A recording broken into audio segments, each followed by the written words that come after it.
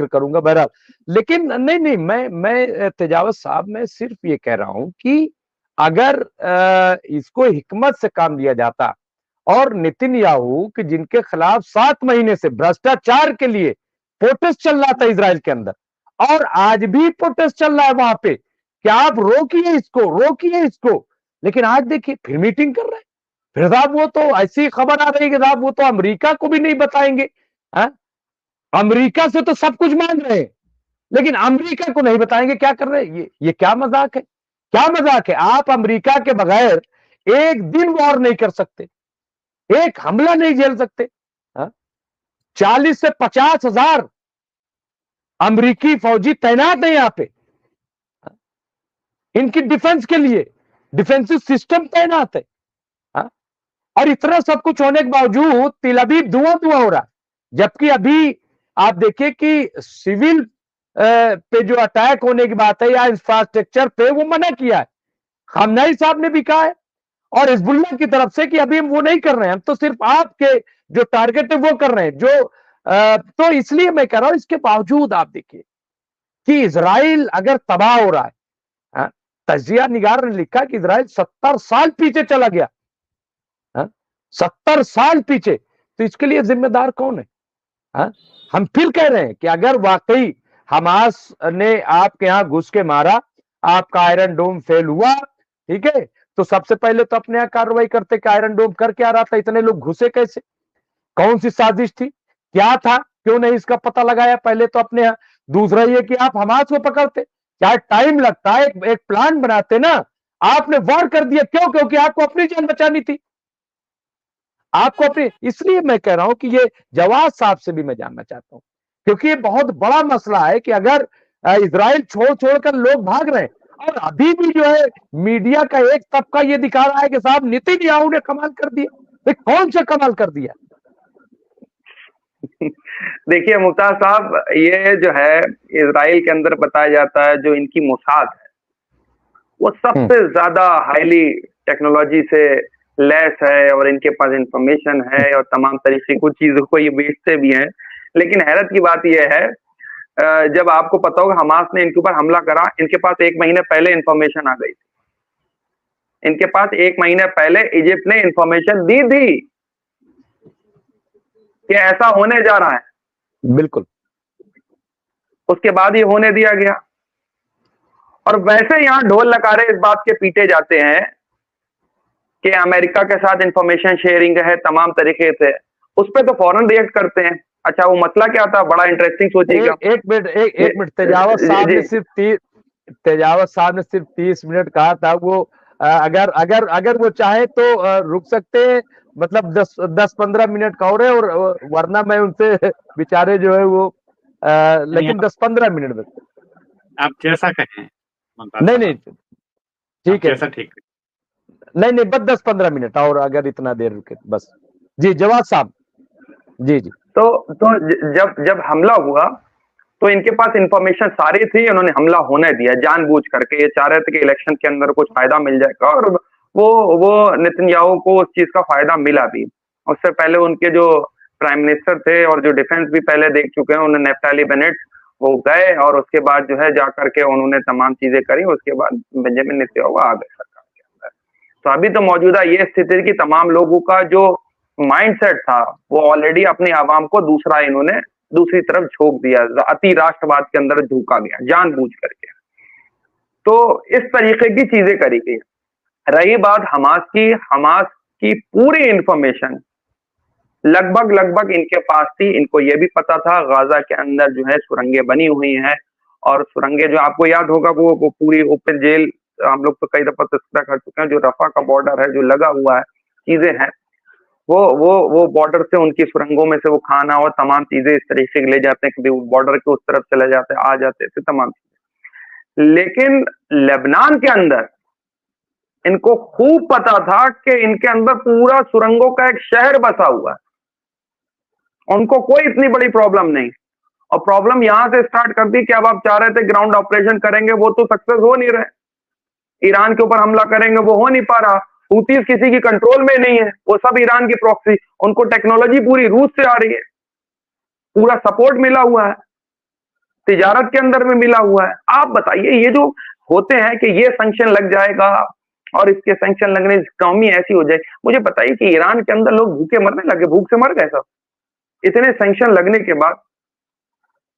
तो ऐसे तो पूरे ईरान को खत्म हो जाना चाहिए था इतने सैंक्शन लगाने के बाद, कि ये सैंक्शन लगा देंगे और वो कर देंगे और अमेरिका ने ये कर दिया। इतने सैंक्शन लगाने, आप बताइए कितने लोग भूखमरी से मरे? चलिए डेटा निकाल लीजिए। ये जो ढकोसलेबाजियां हैं, ये जो हमको दिखाया जाता कि वो आईएमएफ इतनी बड़ी चीज है और ऐसा कर देगा, वर्ल्ड बैंक ऐसा कर देगा, तमाम चीजें ये डराने के, ये आवाम लोगों को जो नौकरी पेशा गुलामी के अंदर जिंदगी जी रहे हैं उनको ये डराने के लिए चीजें रखी जाती है। क्या रे वर्ल्ड बैंक आईएमएफ, आप बताइए क्या कर लेगा आईएमएफ? कर्जा देता, आप मत वापस करिए कि भैया नहीं दे रहे कर्जा हम वापस, क्या कर लोगे? देंगे अपनी मर्जी से देंगे, चाहिए चीज होते हैं भाई। इस चीज को हम लोग इकोनॉमी को समझते हैं, जानते हैं। आप सोचिए जो पूरी वॉर है, जो नैरेटिव रखा जाता वॉर का, वो इसी पूंजीवाद से निकली हुई जो लोग हैं या जो निकले हुए नेता होते हैं, जो मैं बार बार कहता हूं सो कॉल्ड डेमोक्रेसी, मैं अगेंस्ट नहीं हूं डेमोक्रेसी, लेकिन डेमोक्रेसी की जो बैक है, जो उसकी पुश है, वो यही पूंजीवाद।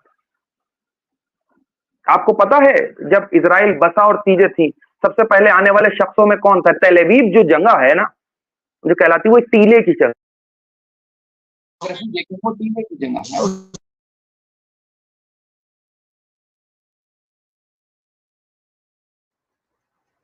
कॉल आ गई थी जी जी, इसलिए आवाज आ रही मेरी जी। जी जो तेल अवीव जगह है, जो जगह है, मैं उसका जिक्र कर रहा था कि पानी के टीले पे तमाम थी। सबके पास वहां पर मैक्सिमम जो लोग हैं वहां पे यहूदी, जो जिनको हम बनी इसराइल कहते हैं, उनके पास सबके पास दोहरी शहरियत है।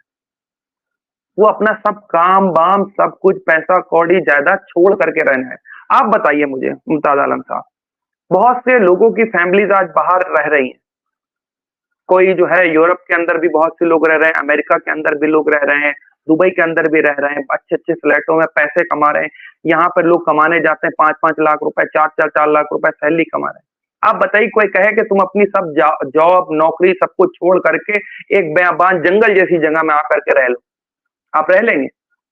या हम में तस्कर, सोचिए वो सब कुछ अपना छोड़ करके आए, सब कुछ छोड़ करके आए। रॉकशीट फैमिली जो कहलाती है, जो पूरा जो निजाम देखती है बैंकिंग का, जब रॉकशीट पहुंचा था वहां, जहां पे पढ़िएगा उसकी तारीख, उसके एक हाथ में कितने काले घूंगे थे सफेद घूंगे थे, वो जहां गया था 8-10 फैमिली को लेकर के कि हम फाइनेंशियली तुमको सपोर्ट करेंगे और तमाम चीजें देंगी। उस सब कुछ छोड़ छाड़ करके अपनी पैसा, अपनी जायदाद, अपनी जान का नुकसान छोड़ करके वहां रहने हैं, बिजनेस करने आए, वो इकोनॉमी चलाने हैं नहीं।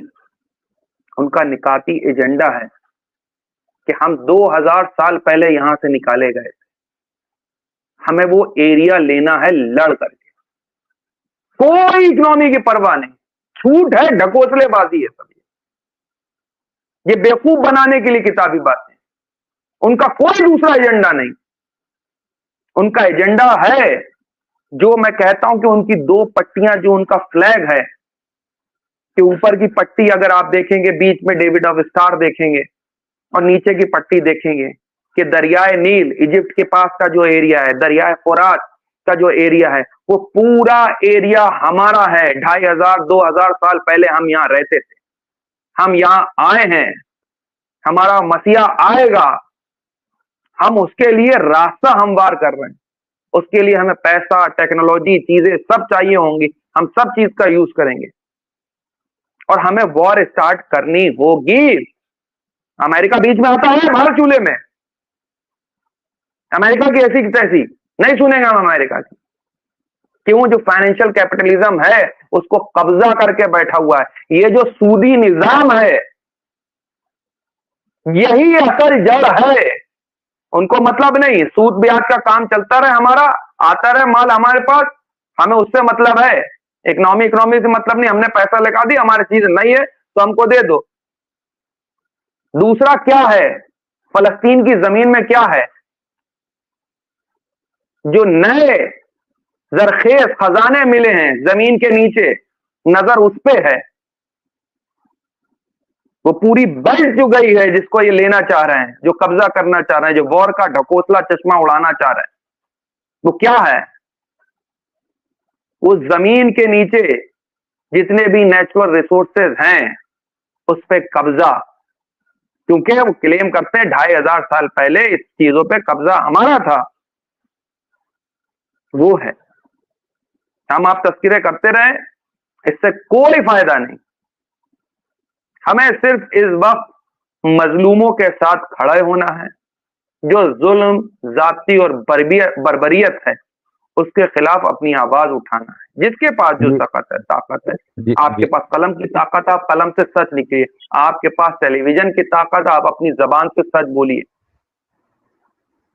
अब आपके पास जो ताकत है, आप सोचिए पूरी दुनिया में अगर कोई मुसलमान ये कर ले कि हमको जो है लड़ने के लिए हथियार, या मुस्लिम ममालिक कंट्रीज ये स्टार्ट कर दें कि हमको लड़ने के लिए हथियार और चीजें चाहिए है, हमें लड़ना है या जंग के लिए चीजें हैं। लेकिन आप देखिए बड़ी हैरत की बात है, पूरे यूरोप के अंदर बाकायदा पैसे दिए जाते हैं, टैक्स, उनसे हथियार ही तो लेकर के आते हैं। और किस पे ये चलाए जाते हैं, किसके ऊपर ये यूज करे जाते हैं? F-35, उसके बाद बड़े बड़े ड्रोन चीजें, किसको कुचलने के लिए, किसको मारने के लिए?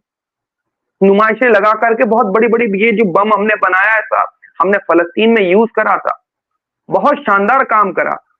एक बार में हमने जो है 70 से 80 लोगों को मार दिया था, पूरी बिल्डिंग तबाह कर दी। आओ इसको खरीदो, जिसपे बच्चों, औरतों और बुजुर्गों का खून लगा हुआ।